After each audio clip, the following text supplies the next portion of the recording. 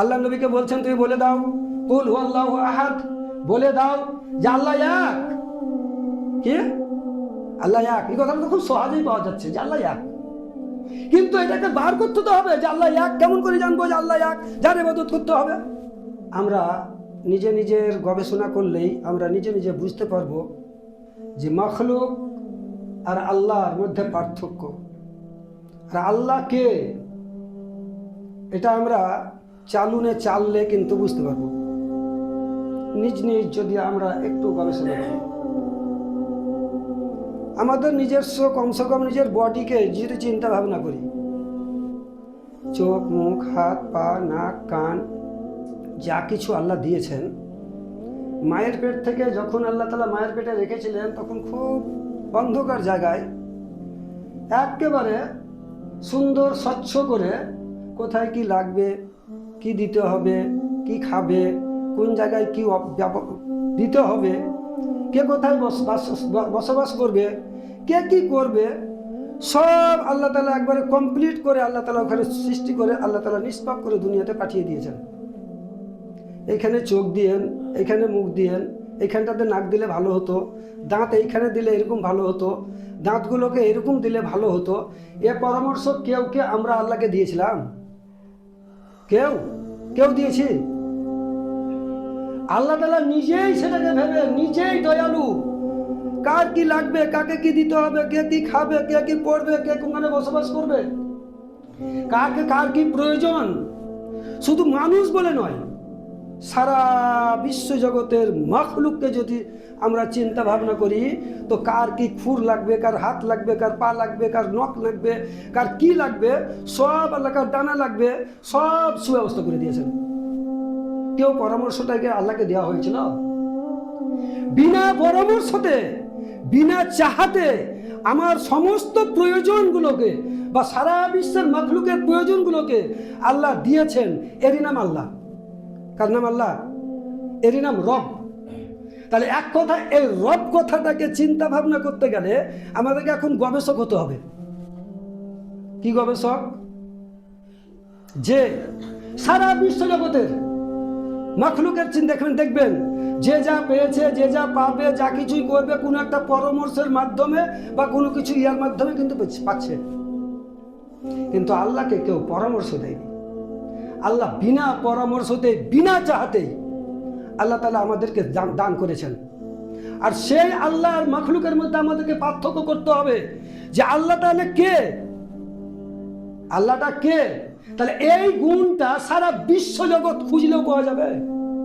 যে গুণের কথাটা বলা হলো যে আল্লাহ সারা বিশ্ব জগতের যে সৃষ্টিগুলো যা কিছু করেছেন, জমিন, আসমান, গাছ গাছড়া, আপনার পশু পক্ষী, কীট পতঙ্গ, মানুষ, যা কিছু সৃষ্টি করেছেন, এগুলোকে আল্লাহকে কেউ পরামর্শ দিয়েছিল যে এমনি করে করতে হবে, এমনি করে করতে হবে, এইভাবে করতে হবে, আকাশকে এমনি করতে হবে, বা সূর্যকে এমনি বানাতে হবে? এটা কেউ করেছিল?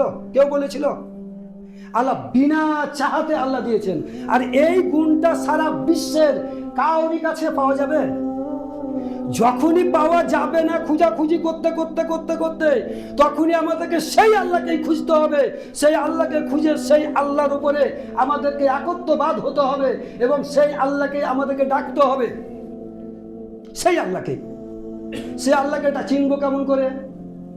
সে আল্লাহকে তো চিনবই তো, একটা কথাই বলা হলো যে আমাকে চিনতে হবে যে আমার নিজের বডিটাকে, নিজের সারা মখলুককে যখন চিন্তা ভাবনা করব তখন আপনি বিশ্বের সবকে আল্লাহ আর কাউকে আমরা বলবো না। সেই আল্লাহ, যে আল্লাহকেই পাওয়া যাবে, সে আল্লাহকে দেখা যায় না, সে আল্লাহকে দেখা যায় না।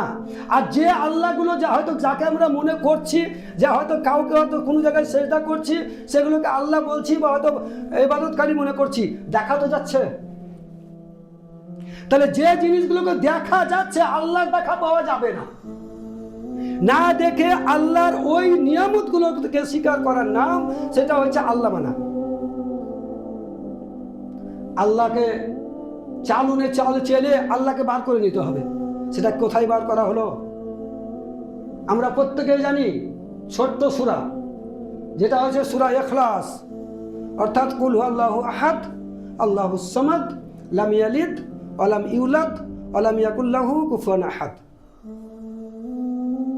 এখানে 3টি গুণের 4টি গুণের কথা বলা হয়েছে, যে গুণগুলো সারা বিশ্বের কাউরি কাছে নেই। সারা বিশ্বের কাউরি কাছে এই গুণ নাই। আর যখন এই গুণ সারা বিশ্বের মধ্যে পাওয়া যাবে না, তখন এই গুণ যখন পাবো না, তখন সারা বিশ্বের কাউরি কাছে আমাদেরকে চাওয়াও হবে না, পাওয়ার আশা করা যাবে না, কোন রকম কেউ শুনে বলেও জানা যাবে না। সেটা জানা যাবে কে? যে স্বয়ং সম্পূর্ণ সেই শূন্যওয়ালা, সেই ছাড়া কেউ আর শুনতে পায় না, সে ছাড়া কেউ জানে না, সে ছাড়া কাউরি কাছে ইবাদত বন্দেগী করা যাবে না, সে ছাড়া কাউরি কাছে চাওয়াও যাবে না। ওই গুণটা যখন পাওয়া যাবে না, এবার গুণটা পাবো কিনা ভালো করে দেখবো। কুল, আল্লাহর নবীকে, আল্লাহর নবী মুহাম্মদুর রাসূলুল্লাহ সাল্লাল্লাহু আলাইহি সাল্লামকে বলে দিলেন যে সারা বিশ্বের জিন ও ইনসানকে, এরা হচ্ছে বিবেকবান, এদেরকে বলে দাও যে আল্লাহ চিনবে কেমন করে, তাই আল্লাহকে চিনিয়ে দাও, আল্লাহকে চিনিয়ে দাও। আর সেই আল্লাহকে চিনে ওই আল্লাহরই জানো তো আমার বান্দারা কি করে, ইবাদত বন্দেগী করে, চিনিয়ে দিতে বললেন। সেটা কি? কুল। নবীজি সাল্লাল্লাহু আলাইহি ওয়াসাল্লামকে বললেন, বলো কাকে? আপনাকে, আমাকে, সারা বিশ্বের জিন ও ইনসানকে। কারণ এদের বাক শক্তি আছে, এদের বিবেক আছে। বাকি সবের কি আছে? আপনার জ্ঞান আছে, কিন্তু বিবেক নাই। তাদের বাক শক্তি নেই, কিন্তু আমাদের জ্ঞানও আছে, আমাদের বিবেকও আছে। ওদের জ্ঞান আছে, পশু পক্ষীদের জ্ঞান আছে, কিন্তু বিবেক নাই। যদি বিবেক থাকতো, একটা কুকুরকে আপনি কি করলেন, একটা পাথর মেরে দিলেন, ও মার খেলো, মার খাওয়ার পরেও আবার দেখা যাচ্ছে যে আবার চলে এলো। একটা মুরগিকে আপনি এক ঢালা মারলেন, দেখা গেল চলে গেল, আবার কিন্তু এসে আবার হাজির হলো। কেন? বিবেক নাই যে আমাকে কিসের জন্য মেরেছিল, কিসের জন্য পাথর মেরেছিল, কিসের জন্য আমাকে ঢালা মেরেছিল, এটা ওর বিবেক নাই। কিন্তু জ্ঞান আছে যে ঢাল আপনি লাঠি তোলেন, ঢাল তোলেন, পালাবে। কেন মারবে? এই কথাটা কেন মারবে, কিসের জন্য মেরেছিল, কিসের জন্য মারছে, এই জ্ঞানটা তাদের মধ্যে, এই বিবেকটা নাই। কিন্তু মানুষের মধ্যে বিবেক আছে। তাই আল্লাহ তাআলা বলে দিলেন নবীজি সাল্লাল্লাহু আলাইহি ওয়াসাল্লামকে, এ নবীজি সাল্লাল্লাহু আলাইহি ওয়াসাল্লাম, সারা বিশ্বের জিন ও ইনসানরা এরা হচ্ছে বিবেকবান, এদেরকে আল্লাহ চিনিয়ে দাও। আল্লাহটা কে, আর কার ইবাদত করবে, কাকে তারা ডাকবে, কার উপর ভরসা করবে, কাকে তারা চাইবে, কার কাছে তারা সব সময়তে তারা উৎসর্গ করে দিবেন। তার আমিত্ব রাখবে না যে আমরা সব আল্লাহর, আমরা কিছুই নই, আমরা আল্লাহর। আল্লাহর কাছে আত্মসমর্পণ করে দিবে তখন সেটা বলা হলো কুল।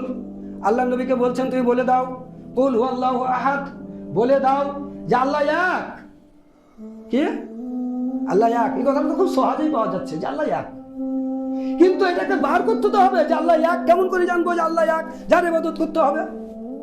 আল্লাহ এক, আল্লাহর কোনো দ্বিতীয় নাই। সারা বিশ্ব খুঁজেন, যা সারা বিশ্বের কোন মাখলুক এক আছে কি? এক।